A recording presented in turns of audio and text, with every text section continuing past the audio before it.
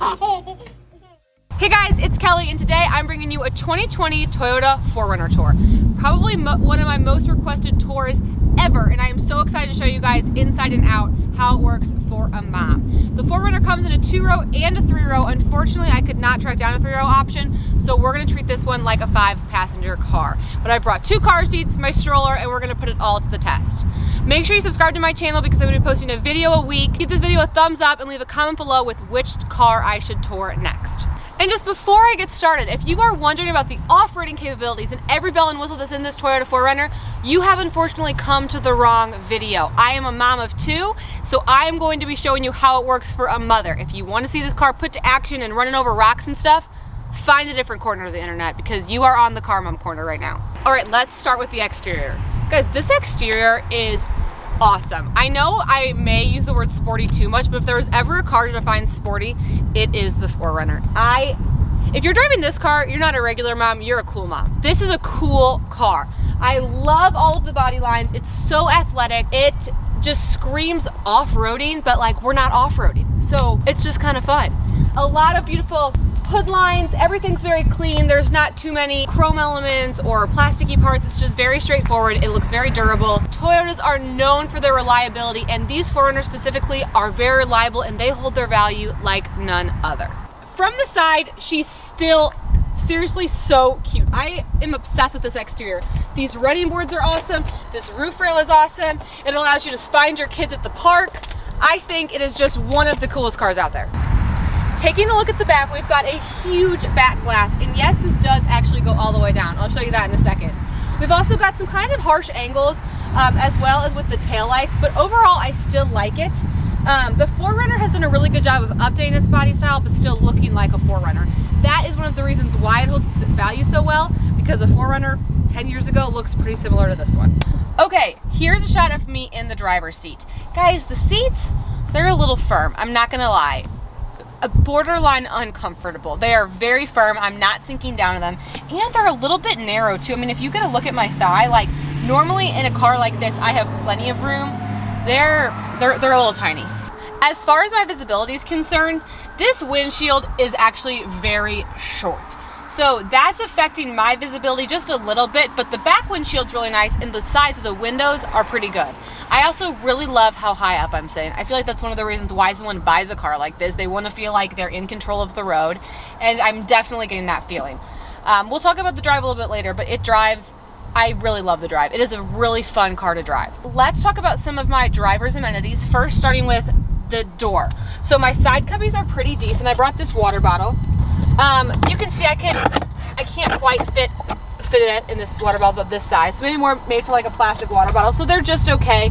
I do have some pretty basic elements. I mean, I wasn't expecting this car to have like contrast stitching and like a faux wood trim, but nonetheless, I do have a little bit of like a matte chrome and then some textured, it's almost like it's sparkly, and then a little bit of leather. So moving on to some more of the interior design of this car. It is very basic, but I really don't mind it. Some of the cars I've toured have had all these luxurious materials, all of these different wood trims and suede roofs, and I really do like that. But sometimes as mothers, we are less concerned about all of the fancy finishing touches and more concerned about how we are going to get apple juice out of things. So what I like about a car like the 4Runner is it's very plasticky, it's very simple, but everything can be wiped down with a Clorox wipe. So I do appreciate that from a mom's perspective. All right, moving on to some of my driver's comfort features. Starting with my steering wheel. It's a pretty big steering wheel, and I do like the perforated leather. And then I've got some steering wheel controls. Guys, the buttons in this car are just, they're borderline dramatic. Look at how big this air conditioning knob is. It is bigger than putting the car in 4-wheel drive. It's bigger. How dramatic to change the temperature. Like, look at even these volume knobs are huge. I just think that is so funny how big the knobs are. And it's fine, but like, I mean, they're just the biggest knobs I've ever seen. The shifter is huge. The cup holders are a little bit strange. I've got a cup holder up here. This is a tall water bottle. It's not blocking things. It's blocking my very dramatic air circulation button, but besides that, I'm okay with it. And then the other cup holder is here. I find that a little bit weird, but whatever. I've got a little bit of a change collector here, and then this kills me, left and right. It's like, no, obviously, Toyota. Obviously, this is for the driver. And then this is to control my back windshield, which is super cool. Moving on to my center console, it's a really nice size. In here, I've got one 12 volt. I have a 12 volt and a USB up there as well. Forgot to bring my diaper today, so we just gathered the world's weirdest items. We have 2 iPhone 11s, a little hairbrush, the keys, and then this Blippi figurine to give you and a lip gloss to give you an idea of size. So it's a really good size. Also love this for my Aldi's quarters. So nice. And then I guess these are for like CDs, if anyone's still using those. But I don't even think there's a CD player in here. There's not even a CD player. Oh, it says tissue. Oh, it's 4 tissues. Oh, that's so funny. It's for literally a tissue. Looking at the infotainment system, it's a little bit outdated, I'm not going to lie. But I do like the design of it. I like that it's built in. It is a touchscreen, which is nice. And then it's got some quick buttons as well. This one does come equipped with navigation. It just kills me. Like, it's like a touchscreen with little buttons and like these giant buttons. Just nothing. None of the controls in this car are a consistent size. And that's just funny to me. All right, so while I'm setting up my car seats, I just wanted to talk you through the car seat setup. So on the bench, I've got 2 sets of lower anchors and then 3 tether anchors across the back. I'm gonna install my Graco extended fit forward facing and put my Upper Baby Mesa on the other side rear facing to see what kind of middle room we're working with. All right, so I've installed my Upper Baby Mesa and my Graco extended fit, and I'm gonna give you a shot of the room between the driver and passenger seat, both set for myself at 6 feet tall to show you how much room we're working with. Here I am, very tightly squeezed between a Graco extended fit and a Baby Mesa. Very uncomfortable. I don't feel like I could ride safely back here because I've got like, I kind of have to do this because I can't push my legs back without pressing up against the car seats. So it's okay. Here I am in the second row. I've set this seat for myself, so as you can see, I have plenty of leg room, and even the middle seat is actually the middle seat's pretty wide. So overall, I'm comfortable in the back seat. I will say though, there's this like partition that's coming down, which like, if I'm not sitting perfectly in this like domed area where I'm intended to sit, like I'm gonna be hitting my head on some stuff. So I'm not crazy obsessed with that. But as far as my amenities go, I've got some vents down here. They are very small though, especially for the size of the car. We have 2 USBs, 2 little mesh back pockets on either side, and then we've got a pretty small side cubby situation. So they're okay. I still have those really firm seats that I felt like I had in the driver's seat. So overall, my comfort's just okay. So since this car sits up a little bit higher, and since this door doesn't open quite as wide as some other ones, I wanted to get a shot of me actually taking the pumpkin seat out of the car.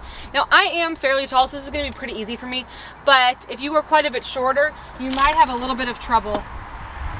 And see, that's just tight, getting them in and out. But it's doable. No, I need a shorter friend to come tour with me. Okay, I'm gonna have my mom do it because she is 5'6", to kind of give you an idea.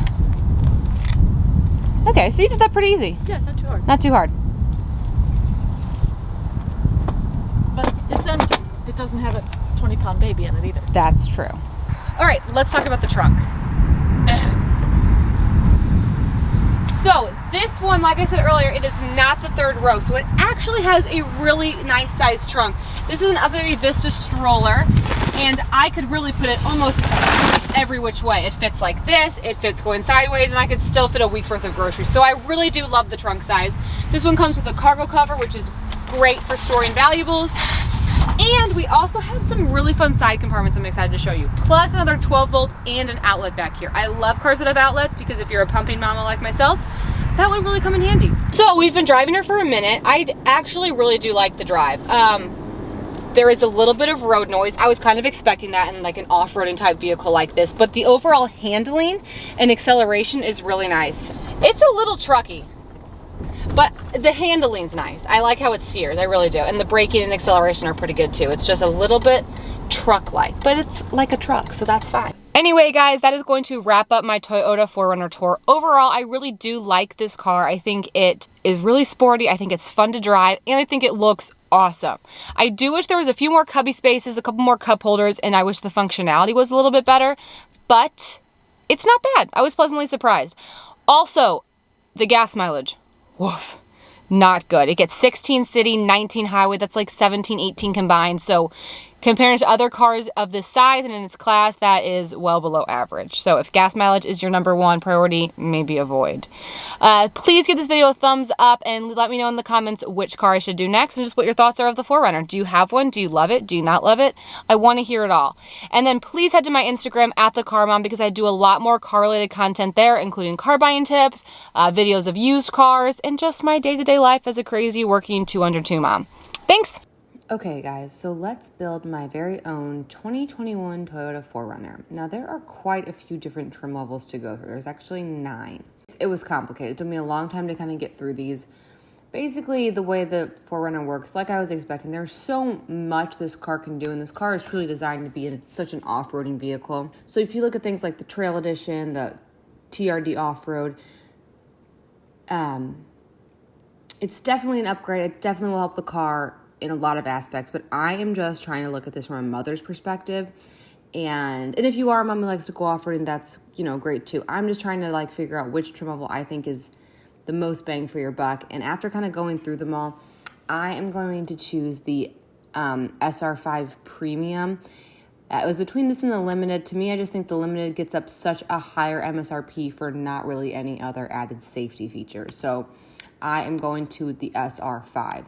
One thing I do like about Toyota, though, is you can actually compare different models of this car. So then if I were to go select the SR5 to the Limited, it'll pull these two up, and then I could go down to safety and convenience, and it tells me what they both have. So as you can see in this one, the only thing that the Limited has over the SR5 is front and rear parking assist sensors. So to me, that wasn't enough to justify the $9,000 difference. So that is why I'm choosing the SR5 Premium.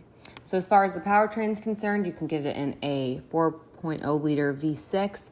Comes in 2-wheel drive or 4-wheel drive. I'm going to do 4-wheel drive because I live in Missouri where we can actually get a little bit of snow. And then moving on to colors, kind of surprised on my color choices. Thought there'd be more, I guess. I feel like I always see 4Runners in cool colors. But I, after looking through all of them, I am really going to go with the blue because it's a good blue. It's the kind of blue that I like. I think it's cute. And then I'm going to go with the gray interior. I like Toyota's gray interior. I feel like it just gives you another option besides beige and black. It's just a little bit more interesting. So I'm going to go with that. Looking at the different packages that are available, I like running boards. I think they give it a cool look. So for $345, I'm going to go ahead and add them. I'm also going to add a moonroof for $630. The third row seat. So I'm not going to add the third row seat because I don't think it's very usable. The people who I know who have 4Runners who I've talked to said that they never use their third row. So I am going to leave that off. Oh, accessories is the next one. I mean, a lot of, basic stuff. I'm not going to add anything new. So then let's go to my summary. So that brings my 2021 4Runner to an MSRP of $42,580.